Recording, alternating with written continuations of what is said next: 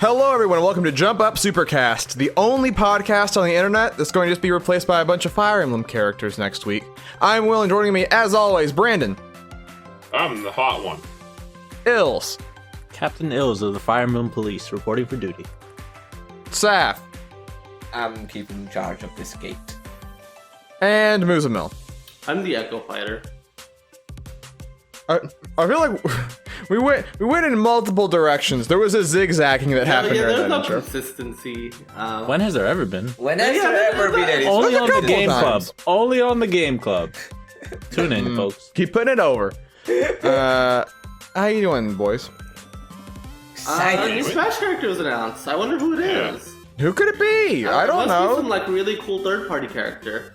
I mean, it's been third party so far. Yeah, It's like gotta a brand be. new franchise. I always love seeing new franchises represented in Smash. You know? Yeah, they said that. Fact. Remember when they said all new franchises will contain new franchises? Right? It's cool to see when like these franchises that like definitely have no representation at all. You know? Right. Yeah. I mean, they said the Fire Pass will contain franchises never represented. Well, to It be didn't say- fair. it didn't say all, but I'm gonna assume it meant all. Right? No, would that you was assume? Reggie the liar, and he got fired for saying that. That's why he had to leave. Yeah. Oh, that's why. yeah. That's why he's not allowed on the podcast. He got so. forced out actually. All right. Yeah. So we're being enough cute about it. There was a Smash, last week. People said General Direct time. Is it happening? Pokemon Direct this week, Tuesday. General Direct time? Nah, bro. We got a 30-minute final Fighter Pass video from Masahiro Soccer Guy, and as he said in this video, this one didn't leak. This one, people in Nintendo didn't know. They kept it a secret from everybody. But he says, when you see this trailer, don't get mad, by the way. This is the last one. Don't get mad. You're going to know who it is immediately. And it cuts to, you see a boy with an old man with a big brain, but who do we see that's more important? Our good friend from Fire Emblem Three Houses, Byleth, has been added to the Super Smash Bros. Ultimate Fighters Pass as the final character. Yep. Before we get to specifics of how they Hot work, damn. there was a collective cry of pain. I across did the not believe it. Sorry, I did not I'm- believe that Violet was the final character. Like, for like a good 30 seconds, I did not believe he was the actual character. Even seeing him on the screen, I did not believe he was the actual fighter. Yeah, I mean, I was thinking we're gonna get like a Crom thing where they're gonna do like a fake out. Yeah, I thought we were getting faked out into Sothis actually for a second. That would've been interesting. Because Byleth just got on the Imagine playing screen a Sothis. immediately. It was just like, yeah, all right, here's Byleth. And I was like, okay. Which is funny because he said, this Well, is yeah, it. There's no I fake out. assumed it meant like we know. Okay, you know the game. You're gonna recognize the game. You'll know. Well, he meant I mean, he meant it. it kind of was a fake out because we also got female Byleth. Yeah, sure, I guess. Which I mean, Surprise of the as century. soon as it was Byleth, I was like, cool. So the female one. Yeah. Yeah, I of mean, course. Cord and Robin set that I'm joking, precedent. yeah. Yeah. But I mean, it is funny. I got war flashbacks to the last Smash 4 DLC presentation. Everyone's like, "Who's gonna be the last character? Who's gonna be the last character?" Mhm. And then like the first thing we see is Corrin. Yeah. Yeah. It's just another fucking Fire Emblem character. It's incredible. This man cannot be stopped. You can. I find it hilarious that way back in December 2018, Sakurai wrote an article, a column. He said, "This is interesting. Nintendo, for the first time, picked the characters. I didn't pick them. All right. I think Nintendo picked Banjo, and I think everyone else was Sakurai putting. He's like, I'm gonna give you 6 choices. Because as he did his video as he's done with Hero and with Terry. He just spent like 10 minutes just talking about like, and Fire Emblem's really cool because of this, and this is the history of Fire Emblem. What is Fire Emblem? Let me tell you, brother. And like, so clearly, the guy has a liking of the series, as has been noted over the last 3 entries, and a million people complaining on the internet. Very strange to hear him describe the entire history of Fire Emblem for like the 15th Fire Emblem character. Yeah. Well, if you were at confused point, up to there's this point- so many of them, man. Like, we know Fire Emblem exists, dog. We Yeah. get it. He's not Well, shining though, light to on be some fair, obscure series, you know. it is. I do wonder actually how many Smash players have not touched a Fire Emblem. Oh, I mean, it's I a think lot, a lot. I guess. But just subtract Smash Ultimate sales from Three Houses sales, and like, Yeah, I mean that's it, right? And that's like 15 million people. there's a big gap. There's a big gap. Yeah. I mean, I will give credit. I don't think Sakurai was lying when he said that he was more hands off in the DLC picking process than usual. Mhm. You know, usually he has full control, right? Yes. As had been established, not just DLC, but every character that's in Smash, it's essentially just been him, right? Mhm. I don't think he was lying that like Nintendo was more involved in the process this time. And I think, I would bet Nintendo has the data to suggest, oh, there's a correlation between us adding Corrin and Fire Emblem Fates doing even better than it was gonna, Sure. I mean, that just seems very likely and obvious, right? Yeah, sure, yeah, of course. But like, I think that it makes sense to add Violet. I mean, like, it's funny because we thought we were free from Fire Emblem. I really did. I was like, there's no way. They know that they've added too much Fire Emblem. No. Sakurai has gone on record in the Famitsu article for Corrin 3 years back, no, 5 years back now. Jesus Christ. What is Saying, time? hey, I was a little hesitant to add Corrin because I thought we had too much Fire Emblem, but then the team was like encouraging me, and they're like, "Yeah, this guy's really cool. Let's do it." And so I was like, "All right, let's do it." Honestly- I mean, I think I went through a. Sorry, go ahead, Els. I was just gonna say, honestly, like every time they announce a new Fire Emblem game, I'm thinking a new Fire Emblem character for Smash. Great. I mean, sure, yeah. I really thought it was funny though because I had lamented before this. I was like, Three Houses deserves a character in Smash. Yeah. It was a thing that was like, I feel like this happens sometimes where like you said before, I was like, I don't want another Fire Emblem character, and then I played Three Houses and I was like, man, I would love a rep, right? But the obvious issue with Three Houses, and I think that this is an issue. Some people say you could just have picked Edelgard, and you probably could have, right? Yes. There's no like hard rules on this, No. but Nintendo Yes. has been very careful in their marketing no to way. actually say there's not a canon choice. Yeah, they they treat the Three Lords equally. I know. they that's want the you to problem, think that there's yeah. equal decision making, right? It's just, I Um, mean, Edelgard is so good. But and even besides Edelgard, which I would have preferred Edelgard because Yeah, she's so, great. same. But I think and all three of the lords, I'm happy. Don't get me wrong. I think Violet looks sick, and I think it's cool that he kind of has all three of the characters' weapons and all. So And the that's color neat and schemes. all. Yeah. And the color schemes and all. So they're clearly like, hey, Violet is not just Violet. He's kind of representing like Three Houses. As a He is whole, Three Houses, yeah. right? However, I do think each of the three lords individually just has a more interesting design and a more interesting gameplay hook than Violet would. That's true. Byleth has a terrible Would you think design. they have more interesting gameplay hooks? Yeah, I mean, I don't. I feel like yeah, he's using an axe and a lance, but like functionally, it feels like nothing a sword character couldn't already do. If I'm being Well, honest with you. I think that there's a couple of really neat ideas here, right? One, Byleth is like sort of like Robin, is on the strategist side of things, right? It's not a lord, he's a strategist, Yeah. right? And so there's the pacing of like, I mean, they sort of made a point in the presentation. They said a couple of times like, hey, the lance is for mid-range, the axe is for up close. It's a high risk, high reward. The sword is, the bow is for long range. You have to commit. All these moves have more commitment than most sword characters. They take more time to wind up and to Sure, get out yeah. of them, right? And so there is more of a, seemingly a pace of that, right? And there's just, I thought it was a cute thing. I don't know if it's a happy coincidence, but when he pulled out the axe, Sakurai said, hey man, be careful with this one because characters that have counters like other Fire Emblem swordsmen will be able to counter you easy. And what beats the axe in Fire Emblem? The sword. And and he specifically calls out, hey, guess what the lance outranges? Marth's sword. Guess what the lance beats? Okay, The sword. that's a cute way to also introduce the weapon triangle. Yeah. Yes, I mean- it's obviously it's nuanced. It's not as flashy as like Hero's spell system, right? Right. But I think that there clearly was thought put into it, as there Yeah, no, always. I Well, there I don't always is. wanna... Yeah. Sorry, go on. No, I was just gonna say there's always a lot of thought put into these characters, you know. Yeah. I think if it would have been any of the reps, there would have been a lot of thought put into them. So Sure. And like, I don't want to diminish. Like, I genuinely think Violet is a great addition. I really like. I think their moveset looks really cool. I think they're good. Like a good way to represent. My favorite Fire Emblem game. Right. Mhm. However, I do think like Edelgard would have been dope. You know, Yeah. or Sure. even Dimitri or I agree with that. Claude. You know. I mean, I just Edelgard. think For sure. No, Claude. let's be real. Yeah, but Claude. like, yeah, I don't know. But like, Yeah, I guess Edelgard. this is this is the best way, I guess, to go about, like, hey, you know, Because there would be people that would say, we're doing the same thing that we're doing with Elgar, but with Dimitri, right? And with Claude. Like, that's the hard point, right? Yeah. And Sort you of do a on... Pokemon trainer situation, because then you'd have to develop 3 separate characters. That's a lot. That would have been insane. Imagine them putting that much work into one character. Oh god, people would. And it was the Fire Emblem character. Fire Emblem gets 3 characters actually in one. Now I almost wish that happened, because that would have been hilarious. Yeah.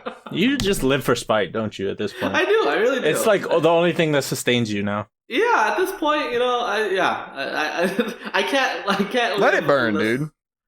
I said, let it burn. Let the whole. I mean, we spent a year being like, there's no more first party. This is clearly a third party pass. And there's a first party. There is a certain beauty to like.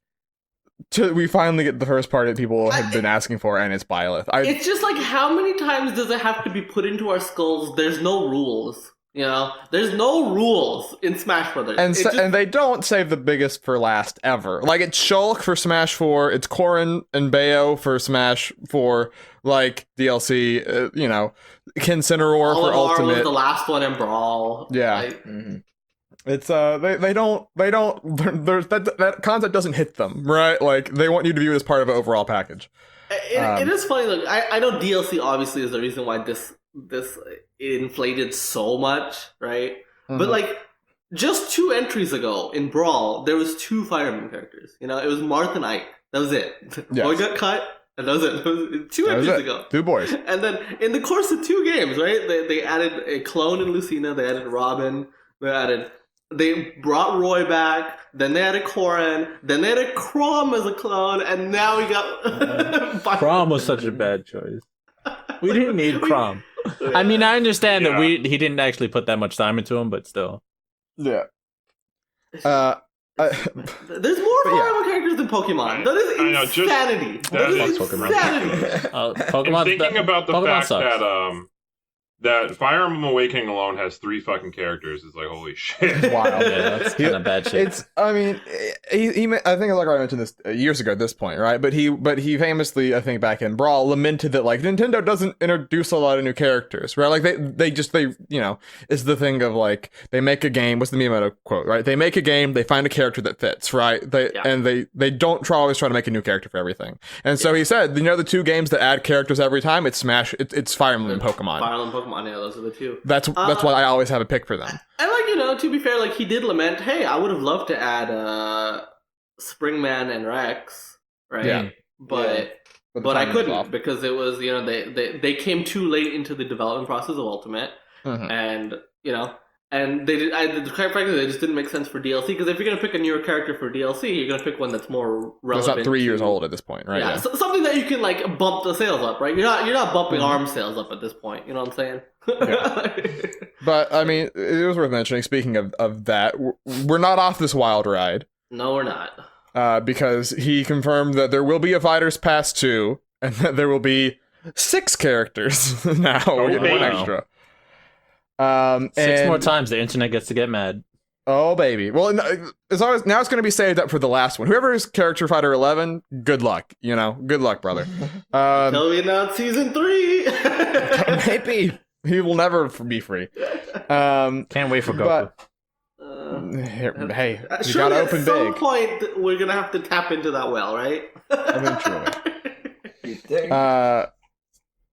But they did an interesting note. I don't know how much they're gonna hold themselves to this, but they said December 31st, 2021. We have 2 years to work on this, basically. Yeah, they're right? giving themselves 2 whole years, which is crazy because, like, including Piranha Plant, they came out with 6 characters 13 months after launch, and now they're giving themselves 23 months for the same amount of characters. No, I wonder how much of that time is. I mean, Sakurai says they're in the presentation, he's not taking a break. Yeah, but he did say on Twitter after there will be a bit of time before we see Fighter 6. So next Direct, I would not expect it, right? I mean, I do think partially, like, you know, if you I don't want to claim myself as an expert on the development process, but just from what I've read from Sakurai's Famitsu articles, right? I assume they had that project plan for Season Pass 1 ready before the game came out, you know? Yes. So they were able to just immediately transition to, all right, and we know for a fact Piranha Plant was worked on before the game shipped, right? Yes. And so just running straight into that. So if you exclude Piranha Plant, like it did take 4 months between Launch and Joker. Launch and Joker, yeah. And so like, if we get our first character of the new pass in like June around Shadow dropped around E3, or even announced at E3 and come out in July later, or something, I wouldn't be surprised. Yeah. Also, we got 2 more E3s of Smash characters. Oh lordy! And at least one more E3 with no Sony. I think this game came out in 2018, and it's gonna have content until 2021. The end of 2021, like that's crazy. I mean, this game has gotten in ridiculous post-launch. I mean, it must be super profitable, right? Otherwise, obviously, they would do it otherwise. But like, yes, I mean, it should be like the margins they're getting on this. Like they've clearly worked hard, right? I mean, there was a little bit of misinformation being spread around because at first in the presentation he didn't confirm, but the next Fighters Pass will still have the stage and the songs, right? Yes. Which makes sense because they're just calling it Fighter Pack 6, 7, 8, 9, 10, 11. So the expectation being, okay, this is going to offer this continuation of the. They didn't set a price, right? It's this. No, but I'm gonna 30? guess it's the exact same. Yeah, I think it's 30 is what I saw. Okay. Makes sense because you get one extra. Yeah, because you get the one extra. Because it was $6 per character, but then if you bought the season pass, it made it essentially $5. $30 for a DLC that should have been on the main game. Here we go. 30 is the same price as Pokemon, right? Yep. That's what that I was was making the a joke joke about. Yeah. Okay. All right. Yeah. He got there. But yeah, so obviously, like I said, we'll have plenty of time to work with. Before we move on, give me your one. Who's the one that you want, right? Not who you expect, but you want. Oh, I'll tell you. You know what Jesus it is. Christ. I know what it is. It's Shantae. Liar. Okay, if he says Shantae, then I say Travis because I I thought he was thought going you with said Travis. Dante. I was like, what? No, I said Shantae. Okay, that makes more sense. I thought you were okay. Absolutely Shantae. Right, Anybody Shantae. who knows me knows that. Okay, that makes sense. Yes. All right, there's 2 other boys in this call right now. What did Saf say? Or Ills? Travis. I said Travis. Jill said Travis, yeah. Okay. So we got. Saf, you go next. Mr. Touchdown. Elma. God, I knew that was coming. You're still sticking with Elma. Now we're It's been talking. 2 years. Elma's going down never with getting in. Set that in your Shut skull. up, you're wrong. Tsubasa from That Tokyo was Mirage great. Sessions has a better shot than Elma. Imagine. Look at your avatar right now. Proves you can be wrong. I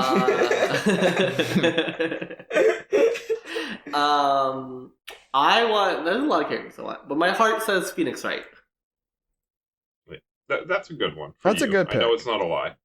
It's Hamtaro time, baby. We're doing it. Moving on. Jesus.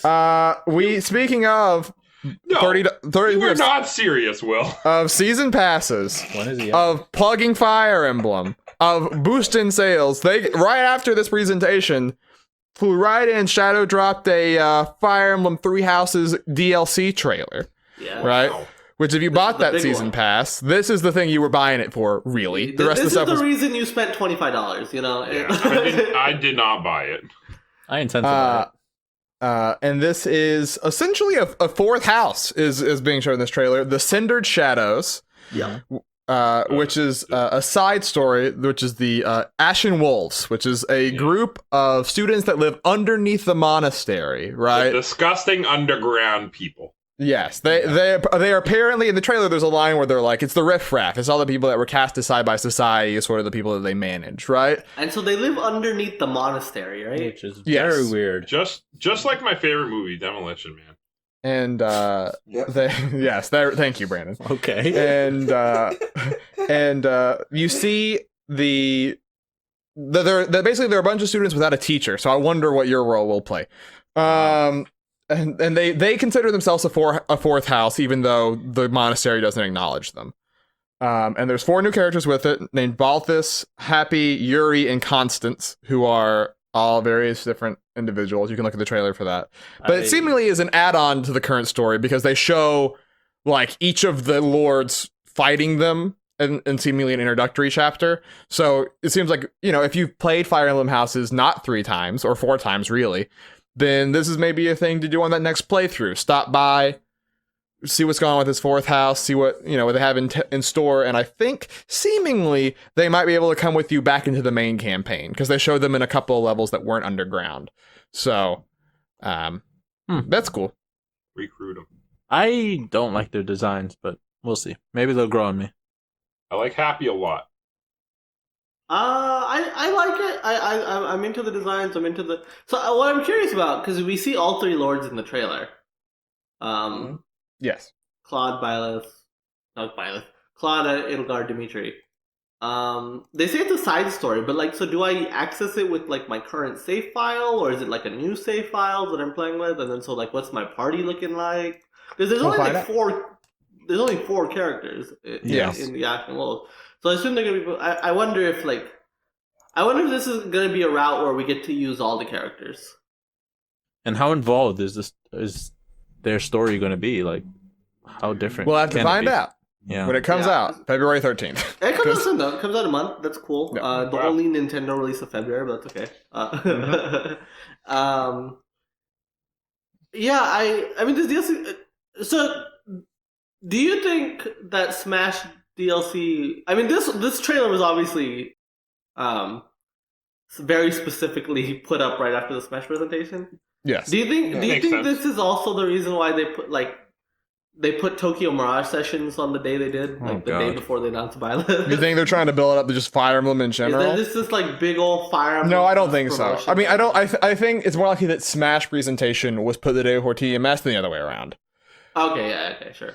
Because Byleth, I don't know if we mentioned it. That's January 28th, so we have a little bit to wait. So they could have done it closer to launch, but they chose not to. Yeah. I also wish they didn't do it at all.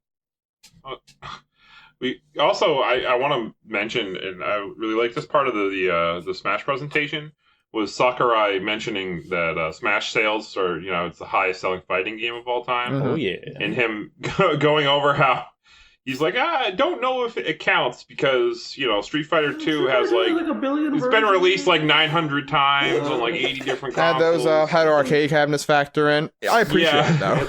It And counts. so he's kind of just like, yeah. Just to be clear, Smash Ultimate, Masahiro Sakurai, if you're listening, Smash Ultimate has passed every version of Street Fighter 2 combined. I'll give you arcade, okay? Maybe arcade if You count all the quarters that they got. I count all the quarters, but besides that, Masahiro Sakurai, Smash Ultimate has passed Street Fighter 2. You did. And it is a fighting game. It's okay. It's definitely a fighting game. It is a fighting game, okay? Sakurai doesn't know. Someone wants him to answer the question for him. He doesn't know. Yeah, he won't even answer it himself. He's just like, I don't know if you can consider it a fighting game, but maybe, he just... I love that he leaves it open so people can argue forever. He's heard too many complaints on Twitter. I'm really excited Well, to then play he this asked you to Fire not Emblem DLC, though. I just really love Three Houses, man. It's such a great game. Byleth, I want to try them. Yeah. Yes. I'm excited. Yeah. Also, if you play as boy Byleth, you're a jabroni. Three Houses. Also is true. great. Also, we didn't even mention my favorite part of today, outside of the Smash thing, is that Hose Mad was trending on Twitter. We got it. It was like number 5 in the U.S. Priorities. All baby. because of Smash. All because of Smash. I mean, the Washington Post tweeted not about Hose Mad, but they were like, Damn. They were basically, I got my hopes like, up. Smash fans watch a 30-minute presentation, and all they got was a crummy Fire Emblem character. Oh my god. I guess those hoes "Oh were man, mad. it's just I'm sorry I had to go back to Smash, but it's just so funny that they ended on another Fire Emblem character. Like, I mean, I laughed the whole ridiculous. God bless America. I was happy. But who was not happy? Who wasn't happy? Just video Your game mom? fans in general, But specifically, there was some discussion this week over a comment made by one Matt Booty, who is the head, what a name, by the way, head of Xbox Game Studio. Right? His name. Every time I hear it, I have to not laugh. I have to control my laughter. Yeah. You The failed. first time someone told me his name, they lied to me and told me his name was Max Booty, and that was so much funnier. That's even better. He should That- change his name. But like so much so that Matt Booty no longer is on the radar to me. Get a Yeah, he's petition become going. inoculated to the booty. Yeah. But he was doing an interview with MCV UK. I don't know what that is. Maybe Saf knows. But It's just a video game website. Yeah. Have you some gotta Tom keep some paper. mystique. You gotta keep some mystique in it. but they were talking about the future of Xbox and yada yada, and he gave an interesting quote, which was asking about basically what will come down the line. And he said, as our content comes out over the next 2 years, all of our games, sort of like PC, will play up and down that family of devices. We want to make sure that if someone invests in Xbox between now and Series X, that they feel like they made a good investment and that we were committed to them with content. Which got a conversation going, right? Because this is, it's weird to just have the outright confirmation that sort of Xbox is planning, as we said before, cross-gen for all their first party for, like you said, the first 2 years probably of Series X to be able to also run on Xbox One X, Xbox One S, And this, of course, I sort of want your thoughts on it. There was two sides I saw to this, right? One side was people being like, cool, that means it's cool that more people can play the game. And then there was another side that was saying, well, does this mean that like we can't have games fully use the power of this system that I'm going to buy because it also still has to run on this 10-year-old platform in 2022, right? And I was wondering where sort of your guys' thoughts are on sort of that divide. This is Well, always it's not going to be a 10-year-old platform in 2022. 9-year. Okay. This is always how gens start.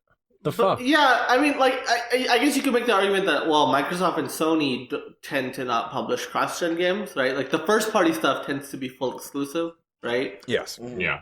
But even that is, like, questionable, because Forza Horizon 3 was cross-gen, if I recall correctly, and Sony is notorious for, sure, that's not the same as cross-gen, but releasing games on their older platform, even after the current one came out, even as recently as Gran Turismo 6 came out, a year after the PlayStation 4 launched, Sure. Exclusively to the PS3.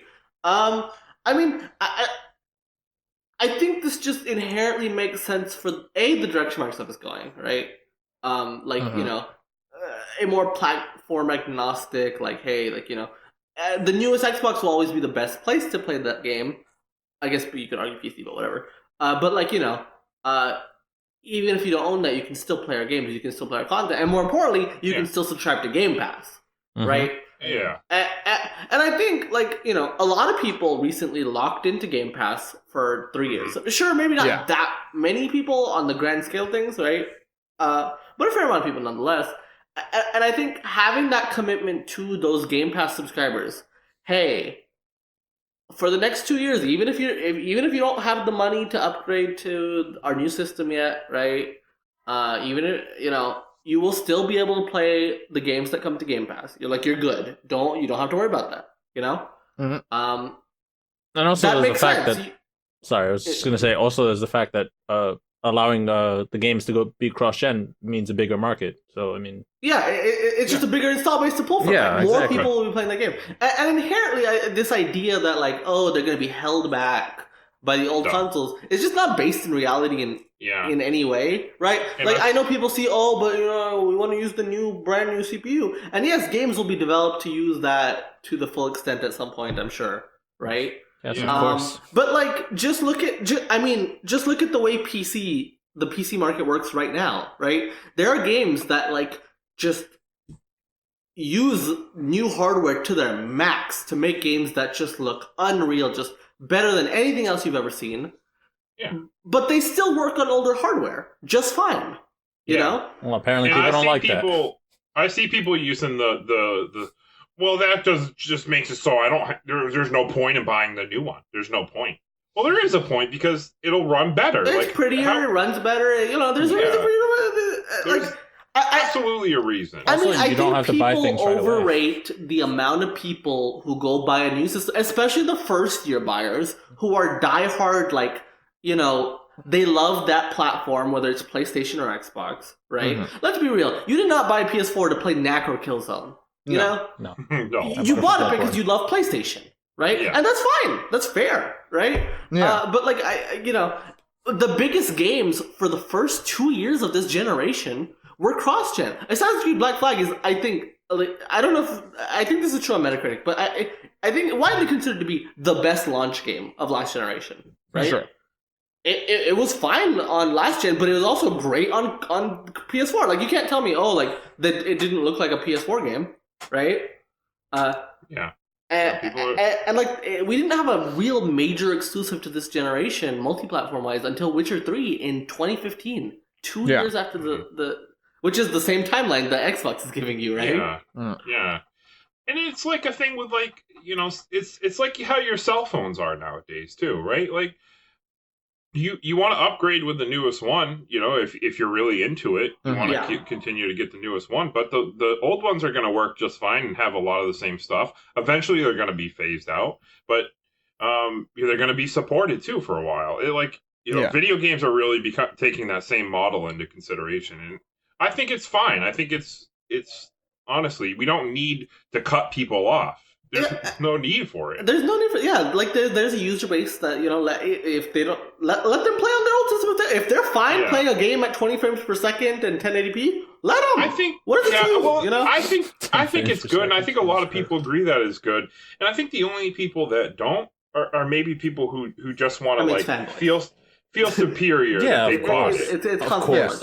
And it's like it's either console fanboys or again it's based off this fallacy that the games are not going to take. They want to have the I can play but you can't. That kind of I don't know. It just doesn't make any sense. And and Matt Moody was also clear to say he made it very clear. Hey, we're still going to have games that I have the quote if you just want me to say it, right? Yeah, go ahead. It's just our approach with next gen is to pick one or two IPs that we're going to focus on and make sure they're there at launch, taking advantage of all the features and all the power of the consoles. And for us, at launch, it's going to be Halo Infinite, which is a big chance for us, right? So which I mean, sort of like you said, I think I interrupted you. Actually, you can finish your thought. Oh no, go ahead. I think you're just going to say what I was going to say. I think there's two different parts. I think there's one. There is a certain amount of the exclusives I think are overrated in the discourse. They are, right?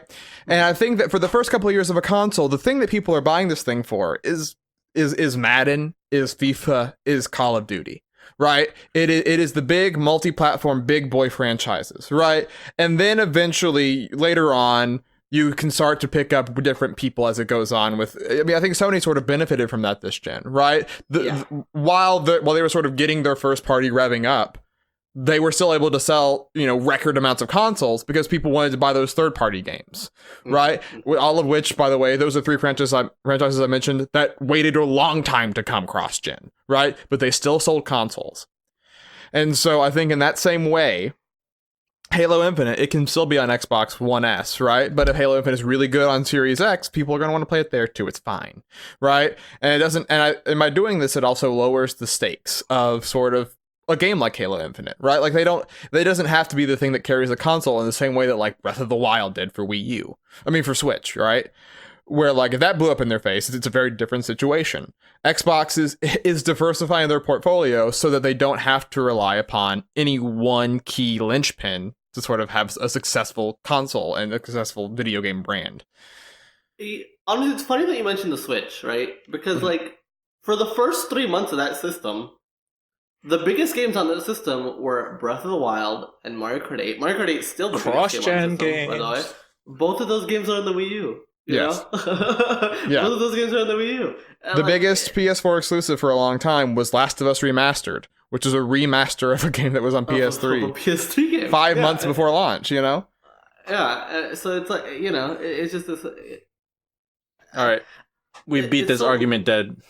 We did. They're so wrong. But I do have some follow-ups, right? Because Jason Schreier, ding, ding, ding. Your boy.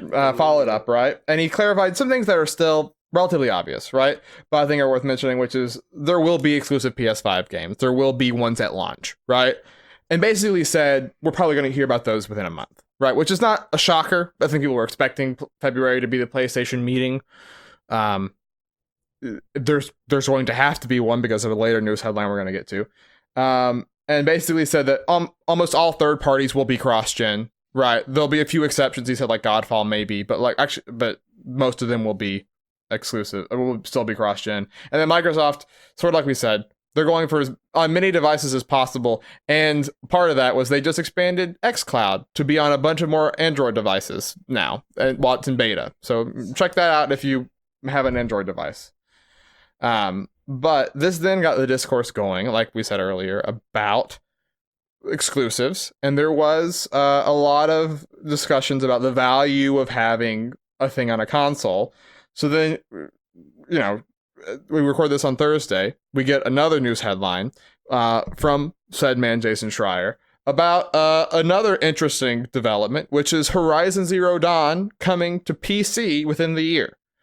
Now, Damn. Horizon is not a new game. It came out in 2017, but it does have the distinction of being the first Sony-owned IP and company to be releasing on PC.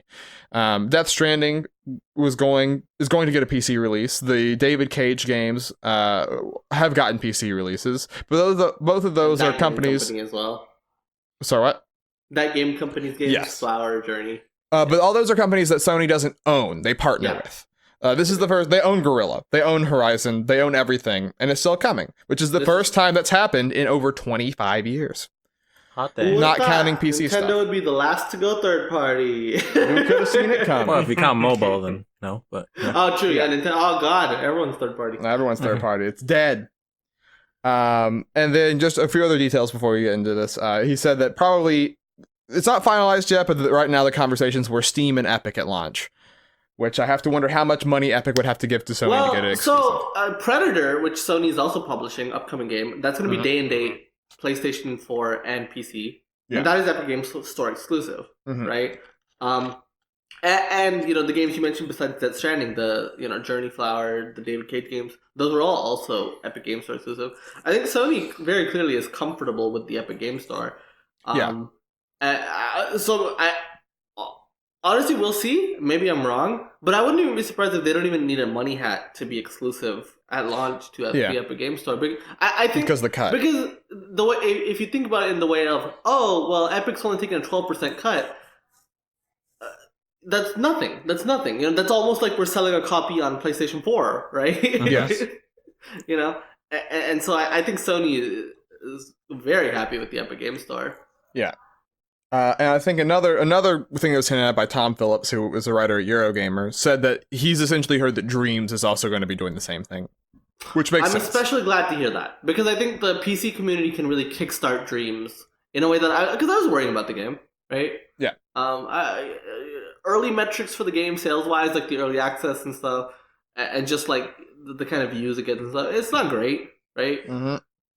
But I think having a user base, especially PC, which is like I think just more at home with the game, like Dreams, like the create a whatever you want type of deal, right? Dragging and dropping things is easier with a mouse than it is with an analog stick. Yeah, exactly. And so I hope this is great news for Dreams. I hope that Dreams does really. Hopefully it shares. I can't imagine it wouldn't share like a creation base, right? Like stuff that's made on PC, you could also play. I imagine it would be fully crossplay. I would be very surprised if it wasn't. I'd be very surprised if it wasn't just fully compatible with each other. And this benefits PlayStation users too, right? If they do that way, because it's like, hey, get more levels to play. There's more creators out there now, and that's great for you. I was snarky about the Nintendo thing, but I don't mean to be, honestly. I think this is good news. I think this is good news. Yes. I think this is good for the industry. I think this is good for Sony, right? Mm-hmm. I've been beating this drum on this very podcast for a while now, right? But I genuinely believe the future of video games is platform agnostic. I don't think. I think consoles still have a place. I think PlayStation will continue to have a place in the market. Xbox will continue to have a place in the market, despite their games coming to PC. But I think the industry has grown so much that the user base of those systems is big enough and the user base of PCs is big enough and different enough that they can still coincide. Are you saying? Are you saying that you're ready for Zelda on PC? I'd be fine with that. Genuinely, I will go on record saying if Nintendo decides to go PC at some point, that'd be fine with me. And I think with the Switch in particular, the Switch hardware has a niche in of itself, right? This is the only place you could play full console games in a handheld form, right? So I don't think it would take away from the Switch's appeal that much, right? But yeah, I don't know. I think this is a good thing. The more people are able to play these games is good, and I think it'll be more profitable for these companies too. more people to sell not just your games but your subscription services too, right? Right. Sure. I mean, yeah, ecosystem's going to be king. Sorry, I just wanted to say it'd be interesting if they did like NES Online or one of those type of things on PC. Yeah. I mean, that would be why not, right? Yeah. I think it's going to be weird looking towards the future because I think that it is hardwired in people's brains, right, to think about like compare consoles, compare first parties, compare all these other things, and suddenly it's like, hey, you can like probably play anything if you like have like a PC. You can probably play anything, most everything, if you have a Xbox, right? Like, hey, there are some Xbox games you just play on your Switch. Yeah. You know, it's a weird new world. Yeah. Speaking of, I was thinking that we didn't even mention that Cuphead as a Mii fighter. Correct. Is going to be in MVHR. Smash. Yeah. It's actually the best Mii costume, I think, so far. It's a good realization of him. Very, he looks like Sans. I mean, so does Cuphead, I guess. I think Cuphead works better with the gunner than Sans. Oh, sure, yeah, Cuphead, yeah. It's like, I mean, Cuphead has most of his moves from the game, you know? Like, through the Mii gunner outfit. It's really cool. But also Megalovania, just saying. Well, but you also get a new music with this one. You get, that's right. You get the, what is it, Floral it's a Frolic good or Floral Fanic or something. It's a good track. Anyways, but yeah, before we move on, Sony, of course, going to be in different places now. But you know where they will not be? That's right, friend. E3. You ruined my transition. I had it ready. I was going to use it anyways. Sorry. Once again, this is the second year in a row, right? Second year in a row, Sony is skipping the Electronic 3. And I'm going to read you this statement because I think it's very funny. After thorough evaluation, SIE has decided to not participate in E3 2020, said a Sony Interactive Entertainment spokesman. We have a great respect for the ESA as an organization, but we do not feel the vision of E3 2020 is the right venue for what we are focused on this year. We will build upon our global event strategy in 2020 by participating in hundreds of consumer events across the globe. And then blah, blah, blah, blah. You know, our main goal is to make people have a good time with our lineup and feel like they're part of the PlayStation family. And then, so there it is, right? We said last year when Sony was skipping E3, they'll probably be back next year for PS5, surely, right? Yeah, we thought. Clearly not the case. Psych. And so I think that sentence in the middle there of we have a lot of respect for the ESA, but we feel like the vision of E3 2020 doesn't line up is, I think, where the money is in terms of things worth talking about. Yeah. I mean, Sony spitting on ESA's grave. And Microsoft, I think, didn't they shortly after confirm they will be there? Or... They did. Yeah, Phil Spencer said our team is working ahead of E3. They're going to be it's going to be big for us. I think the biggest news, though, and of course, Sony not being there is a big thing, but even bigger, even right after that, DiGiorno Pizza tweeted they are. Oh, good. Yep. Got to reward the brand. Okay. I mean, big egg on my face. I said on this very podcast, I was like, Sony will come crawling back to E3 when it's time for next gen. I was wrong. Yeah. You're wrong about DiGiorno, too. I remember. Fucking Jesus Christ. You did have famous DiGiorno stances. It's not delivery, it's DiGiorno. We've been publicly shamed. I'm trying to get a sponsor here, guys. I appreciate it. DiGiorno, call me. No, they're not going to sponsor us if we do it for free. Don't be a cheap date. Well, I'll never talk about DiGiorno on this podcast ever again unless you call. All right, there we go. We're waiting to buy the telephone. We're not lonely. But I do think Sony. So I do want to quickly do this because this is ace. This is because you talked about months back the ESA's plannings to improve E3. Do you remember what their plans were? Weren't they gonna have like celebrities there and have them talk to people online or some shit? Influencer focused, all those other things. So here's their response. See what words aren't mentioned. E3 is a signature event celebrating the video game industry and showcasing the people, brands, and innovations redefining entertainment loved by billions of people around the world. E3 2020 will be an exciting, high-energy show featuring new experiences, partners, exhibitor spaces, activations, and programming that will entertain new and veterans alike. exhibitor interest in our new activations is gaining the attention of brands that will view E3 as a key opportunity to connect with the video game fans worldwide. Now, you might notice that was a response from Sony leaving E3. They did not mention Sony in that response. Which is funny because last year they did. Last did. year when Sony said they're not, the ESA's response included, "Oh, we still cherish Sony and Urban." Mm-hmm. I feel like there were so many weasel words in that phrase or sentence that They love right now. activations. The brands. Christ. We're gaining the attention of the brands with our new activations, and you're like, good. Mm-hmm. You have your finger to the pulse of what people are mad about, which is that you don't know how to run a public event. I mean, I can't wait for these activations. Jesus. Oh boy. Yeah, no kidding. Yeah, I don't know. The ESA, I mean, like, let's be real. Sony is gonna be fine. They're gonna be just fine. They don't need E3. I hate to say it, but it's true. Like, they don't need E3. So you're saying they're not gonna come crawling back next year? They're not coming crawling back. No, they will be back in do. 2021 because of what we just said. Right? Mark it down. Forward to that. You know, and I think genuinely, and it hurts me to say this, but E3 is losing its relevance. You know, I think that E3 is.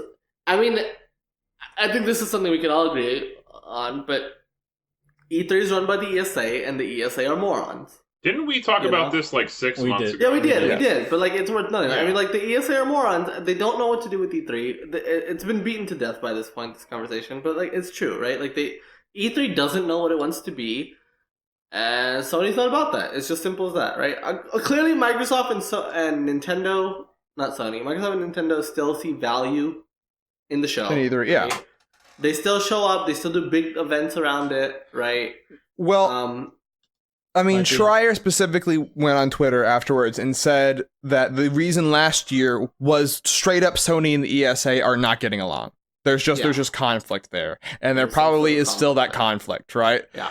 So like clearly it's just like that's probably also part of it. It's just like, well, yeah, there's some sort of internal behind the scenes politics that we're not seeing, obviously. Yeah. Right. That plays into it. What could it be? I don't know. Yeah, but I don't know. It's like I think Sony will be fine, and E3 this year will probably be fine. I don't know about E3 in the future, but Brandon, you better book your tickets now. This might be your last chance. Yeah. Yeah. I don't know. Yeah, my dream is dying, I guess. But I think Sony. I just want to talk about Sony now. I forget E3 for a second, but like I think for the PS5, they've clearly made a calculated decision that says, hey, our brand is strong enough that we can communicate directly to fans. We can do our own thing. We can march by the beat of our own drum. We can keep the same logo. We can keep the same logo. You can't stop us. And we make fun of that logo. But again, like that got so much coverage. That got so many. We talked about it. So fucking dumb. And it was just the logo. It was the same exact logo, but like that's the power of the PlayStation brand, man. Like it's just huge, you know. Yeah. So I don't know. We'll see.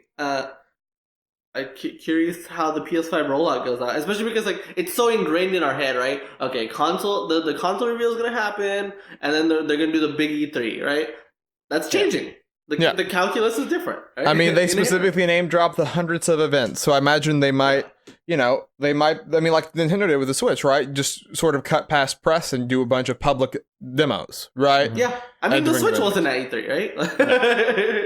Yeah, it wasn't because it was announced and revealed and released in a time span of 6 months, October to March. that did not include June, right? Yeah.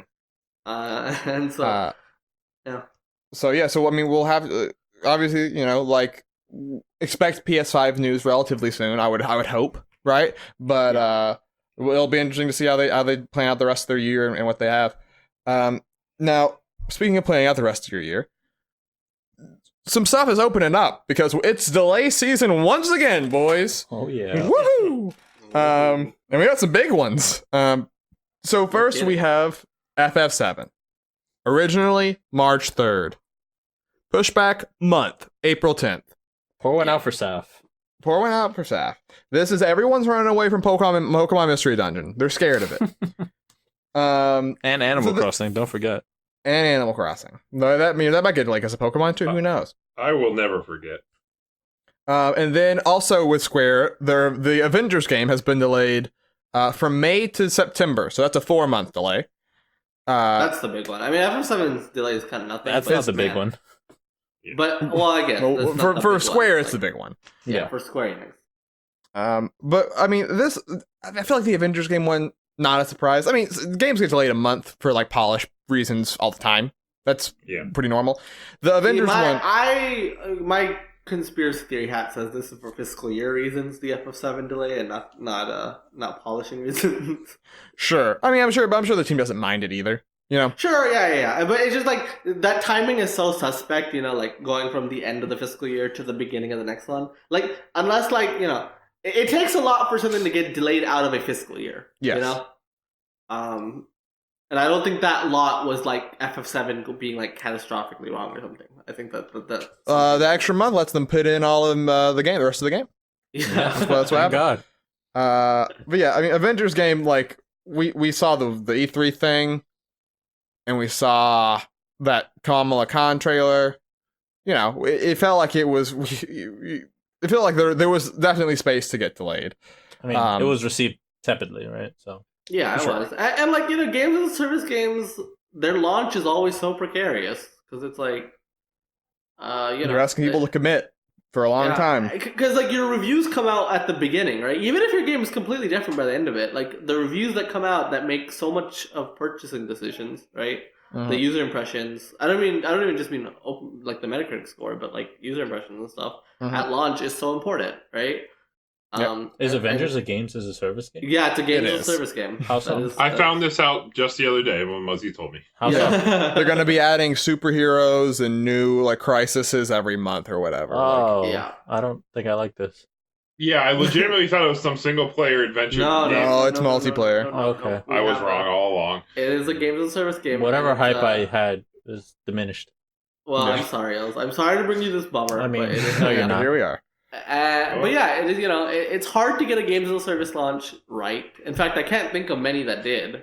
You know, I mean, so a delay is welcome. I'm unsure how much it'll help. We'll see. It is a big delay, so you know, I would hope it helps a lot.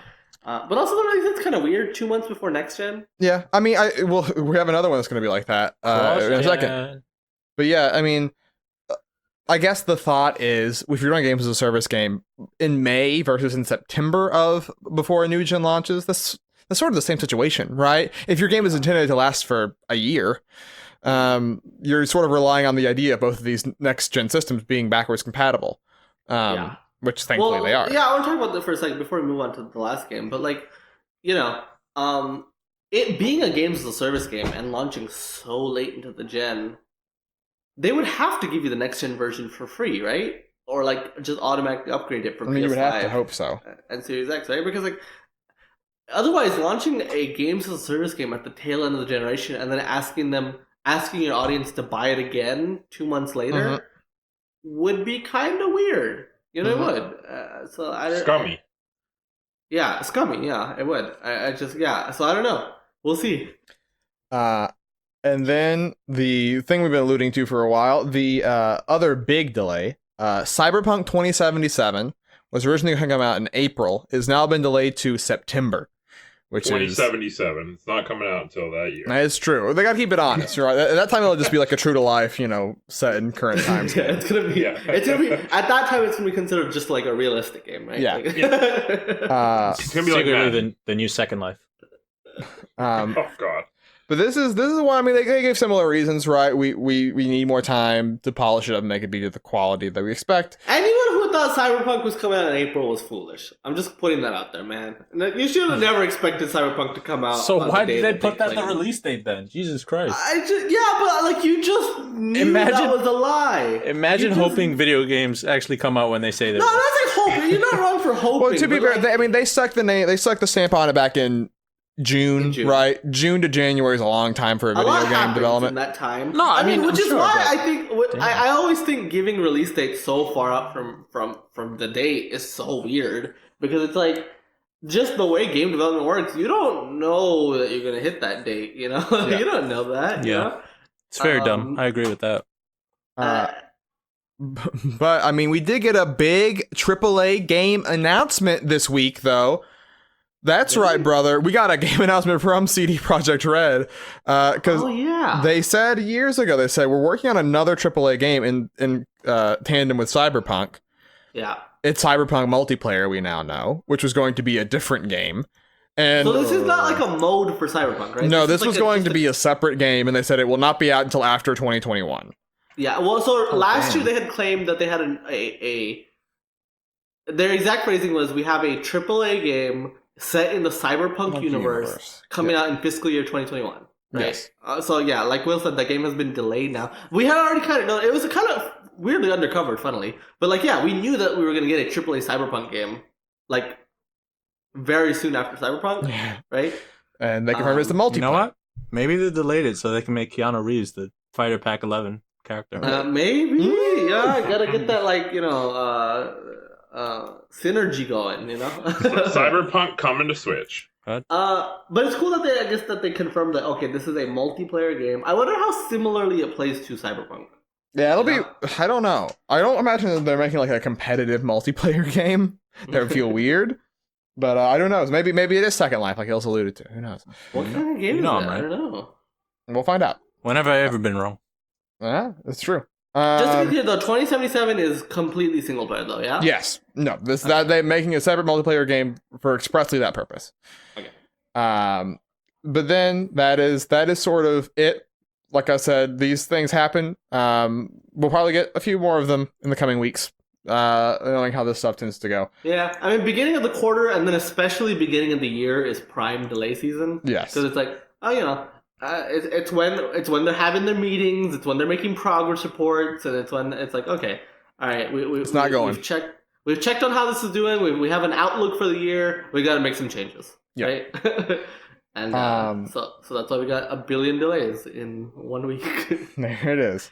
But that is, I guess, one final piece of news, really short. Jim Ryan interview said, hey, don't think that just because we didn't show any new features at CES, we don't have any new features for PS5. We have a bunch we're going to show off. So, because then I did see a couple of people bedwetting of like, is the biggest thing they have 3D audio? And it's like, no, they'll have something else at the meeting. You just wait. The biggest thing is NAC 3. NAC 3. Yeah. Okay. So there it is. That is a game that will eventually be number one on the list. But until then, we have to keep ranking on the list. The list. Follow along in the pace bin below. Every week, we bring a video game to add to our ever-growing list of video games, which are good, bad, and okay. That's most of the list is good. But you know, we love it because it makes no sense. This masochists. That too. Last week, I did not add. Moose added Sonic and All-Stars Racing Transformed, which is 71 on the list. After that was his. He said, "I'm going to think of a launch game," and that was his launch game. It was a Wii U launch game. It was correct, so valid, but also speaks to your mind that you go to the Wii U launch of all things. I tried PS4. I tried going through the systems. He was too much of a coward to pick Super Mario 64. I didn't want to pick one. I just didn't want to have that conversation. Okay? But this week, scared. Brandon, you're picking. Yeah. Well, I like staying with themes, and Muzzy last time he picked a launch game, so I think I want to pick a launch game too. And I feel like we talk a lot about Sonic here on the list. We talk a lot about Mario. We go Sonic, Mario, Mario, Sonic, Sonic, Mario. And you know what? We're going to keep that pattern, because this week we're going to add Super Mario Land. A land. Whoa. Bam, bam. Fucking God, another one. Not Get Mario that fuck stuck in my 64. He came all the way to the finish line and dropped the ball. I know. I purposely set it up. Such a jabroni. That's funny. So Brandon, the Super Mario Land, as you said. Super Mario Land. Yeah. It's a Game Boy launch game. Mm-hmm. If you play it nowadays, it's a very unique Mario game, I'll tell you that. It's weird. Very weird. They wanted to take Mario. It's uncomfortably weird, in my opinion. Yeah. No, I can see where you're coming from. They wanted Mario to go outside the Mushroom Kingdom. But also, it wasn't really defined that Mario had to... I feel like it wasn't defined 100% what Mario was and had to be at that point. So we got this weird fucking game on the Game Boy. And I get, Super Mario Land plays just fine, but is not great, and also is incredibly short. Oh, you can beat that in a single sitting. Yeah, easily. It's also like it's not like that hard, but there's a couple sections in the game that I just found frustrating. I just didn't find it like fun, There's shmup parts. Yeah, there's shooting levels, like vehicle stuff. It's not just like your typical side-scrolling Mario, I guess. Even though it's very short, there is weirdly a lot going on here. Some weird stuff in there. Koopas explode. Wild aesthetic. Oh. Yeah, extremely odd. You're in, what is it? Fucking Sasaraland? I don't know. Sasaraland. Yeah, Tatanga's the bad guy. Yeah. They introduced Daisy. For the first They're time. Like, we're not she's going to use Peach, we're going to make a new introduction. princess. So, and she's the only thing who came from Super Mario Land. What's this? Yeah, the alien dude. He just disappeared. He's gone. Is Daisy literally the only lasting legacy of this video game? The ball power-up is in Mario Maker 2. Oh, I guess, yeah, sure. They just did that now, yeah. And, so 20 years later, here we go. And WarioWare Inc. uses Super Mario Land for like some of the 9-volt games. Because even Super Mario Brothers 2, not a real Mario game, still had a big impact on the franchise. Shy Guys, they keep popping up, brother. Yeah. This game Wart was just in a Nintendo marketing material, Yeah. But this game, it brought really for being as weird as it was, they didn't really carry anything over though. Like, it's just funny because there was like Mario Land 2, which is in my opinion a huge step up. That's literally what Muzzy just said, and then you thought he was talking about. But Mario also, Land. It's just more of like a traditional Mario game, right? Yeah. Mario Land 2 introduced Wario. Mario Land 2 spits spits on Mario Land 1. Okay. I mean, Mario Land 2 shits on Mario Land 1, but that's neither here nor there. Brandon, you have the right to decide where you would want to rank it. So I want to put Super Mario Land at number 133 on the list. Okay, very specific. Which is right above God Hand, but below East One Chronicles. Yes. That to me feels like the correct The spot. comparison to East is interesting. That's, I think, a very fair one. I think East is a better execution of that, right?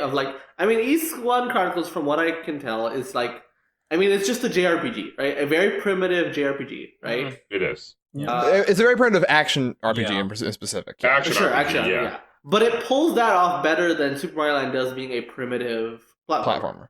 It does. I agree with that. East is pretty fucking solid, game for what it is. There's a couple of things that are archaic because of its age, but I think largely it's fine. Yeah. I mean, I like that placement. And God Hand, it doesn't have as many frustrations as God Hand, so it definitely goes above God Hand in my book. So. Nintendo Land's too low. Nintendo Land is too low. I think that's fine because I think everything below it, besides really Nintendo Land, I'm fine with putting it above. I don't know about any of the games. This whole section list is just club territory. Crash Bandicoot's a better game than this, but Crash Bandicoot's also too low. Yes. Correct. And same correct. And I feel the same way about Nintendo Land. But those are only 2 games. It is better than 1-2 Switch. Re-rank when? It's better than 1-2 Switch. Royal ranking. So those are the only games I played in this section of the list. Yeah, and it's not as good as East, and it's not as good as Legacy Goku 2. Which needs to be moved up drastically. I can agree with that. Legacy Goku 2 being on Shadows of Memories is a disgrace, to be honest. Maybe this whole section list is pretty fucked. Have we considered it? There's a few problems. This section is kind of fucked. It's not that fucked. It's just a few problems. It's also the section we re-rank the least. We're usually focused on the It's not high stakes enough, right? Oh, I moved it from 130 to 121. You don't waste one of your 4 There's not a lot of strong emotions behind these games. That's why nobody really cares. Well, but it gets overlooked. This section gets overlooked. No, you don't. Of the list. I can hear a lot. You skip over it, and I honestly, it's a kind of fucked up little section. Outside So of, let's like, stick 3 Mario games. Land right in that messed up little section. But this is where it But belongs. I'm putting it in that section in good faith. You know, like not like, oh well, it's worse than Crash Bandicoot. Let's put it on there. Yeah. So yes, Super Mario I Land. feel good about it being number 133. Okay. So there it is. Look at that. I threw the dart, hit it on the first time. Good Well, job. I haven't played this game, so I have no idea. Okay. You're not missing I'm a lot. sure I'm not. You know. Can I have the final phrase? No, you may not. I was gonna have one, but okay. Oh, okay, you can have it. Okay. But surrounding it though, 131 Dragon Ball Z Legacy of Goku to 132 Ys 1 Chronicles, 133 Super Mario Land, 134 God Hand, 135 Crusader, No Remorse. That is the list. That is the podcast for this week. Moose, since I guess I'm doing the final phrase, can you do the plugs? Sure. So first and foremost, you can find this podcast every Monday, everywhere you can get a podcast, so iTunes and all that jazz. So check us out there. We're also on SoundCloud, so you can find those episodes there. We also do the Jump Up Supercast Game Club every other Thursday. The next game is Mother 3. Yes, it is. Big one. So look forward to that. That's going to be a great episode. Speaking of Smash Bros. Characters, here's one. Yeah, exactly. Get that tie-in. Good fucking game. Mother 3, I think, is going to also have very big ramifications for the list, because this is going to be a club game that goes high, This is true. A very good Spoiler chance that it alert, could become yes, the it will. highest ranked club game. There's a chance. there is that possibility. So, big stakes for the next episode of the Jump Up Supercast Game Club, I think. Better fucking listen to it. So look forward to that. By the way, Brandon has been streaming Mother 3 on Twitch because we've been using our Twitch more. Twitch.tv/JumpUpSupercast. Please give us a follow there. We need to get to 50 followers so we can become Twitch affiliates. I don't know how to say that word. Affiliates. Yeah, so please do that. Check us out. Also, I've been streaming. I just finished a playthrough Sonic Adventure 2 by the time this goes up. It wasn't a great game, but it wasn't a terrible game.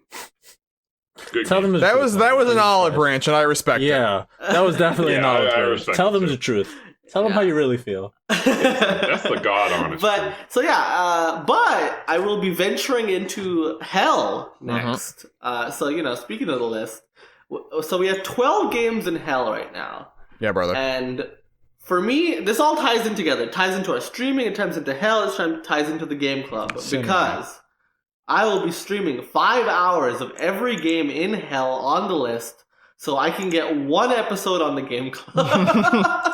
Well, it's like one episode per year, right? One episode per year, yes. Per year, yeah. It's like this is the Jump Up Supercast extended universe. Mm-hmm. Yeah, it really is. And so Phase 2. The next game I'll be streaming is Paper Mario Secret Star. I'm gonna be streaming 5 hours of that, probably across 2 or 3 weeks. Mm-hmm. Minimum of 5 hours. Yeah, minimum of 5. I might do more. Who knows? Just fuck it, right? Full playthrough. I'm having a good time. Yeah. You won't feel that way. He's gonna feel that way with Blinks. He's gonna be like, you know what, this game is great, You know and then what? Yeah, I like this. Yeah. hour 6, hour 7, he's gonna suddenly feel it. from the jump. But because the way the Hell stream is set up, I am doing them in order that they are listed on the list, right? So presumably it will be getting progressively worse and worse and worse. Mm-hmm. So look forward to that. It's gonna get better after Discworld Noir. Ending with a full playthrough of Sonic 06. Yeah.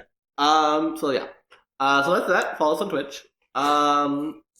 Otherwise, we also have we're on social media. Twitter.com/JumpUpSupercast. Best place to go because you'll find out when we're streaming. You'll find out when podcast episode goes up. You'll find out when Game Club episodes go up. It's a great place to be. So please follow us on Twitter.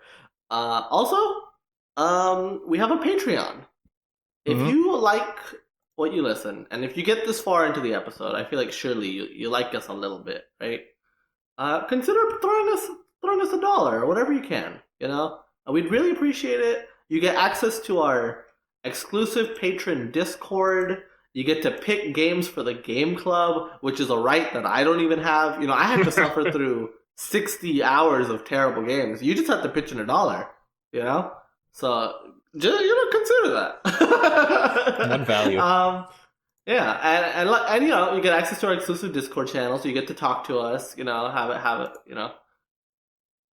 I accidentally went into the wrong Discord channel as we spoke. Good job. So Just testing it out. You wanted to see how it felt to be a I patron. believe if you're a $5 patron, you get to live listen to the episode. Is that correct? If you so desire, Yes. yes. If you so desire. So you can just jump into our recording channel, and give us a listen. So that's cool. That's fun You get stuff. to listen to all of our mistakes live as they happen. Yeah. And maybe I shouldn't be promising these things, but maybe we'll start doing like reactions in the recording room. You can listen into us talking, over a direct or something. We'll see. Maybe. Yeah. I'll do it. So that's our Patreon. So check, consider doing that. That's all I ask. And one last thing. Sorry, Will. A lot of plugs. That's fine. Even if you can't pitch anything, we would really appreciate if you would, tell a friend about our podcast. I think that would help a lot. I think organic word of mouth, is a great way to grow a podcast, great way to grow a product. So, we would appreciate it if you, just tell a friend, hey, I really like listening to this podcast. Check it out. You like video games. I like video games. Yeah. So please, it'd be nice. We'd appreciate it. Anyway, Will, take it away. All right. Normally, I try to be nice on this podcast. I try to end with a positive final phrase. I'm not going to do it this week, brother. I'm going to shoot. For the last year, every time someone hasn't got a character that they want, I've said, I'm sorry. I understand. It stinks. I know. Right?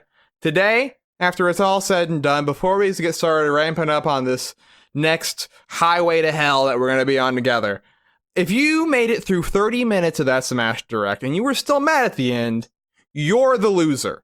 You're an idiot. You need to grow up. If you're over the age of 18 and you're mad about an anime boy more than an hour after it happens, you need to look at yourself, all right? I am sick of it. I smiled with my heart as all these rules that people made up were disproven. I took great pleasure in the idea that you were mad because you don't deserve anything, because no one deserves anything, because it's just dumb video games and act like it. You didn't lose a dog. You didn't have a tragedy strike. You didn't get Gino. It's been 20 years since he showed up, people. All right? Who is Dante? I've never even heard of him. All right? So next time, put up or shut up and stop talking about Smash Bros.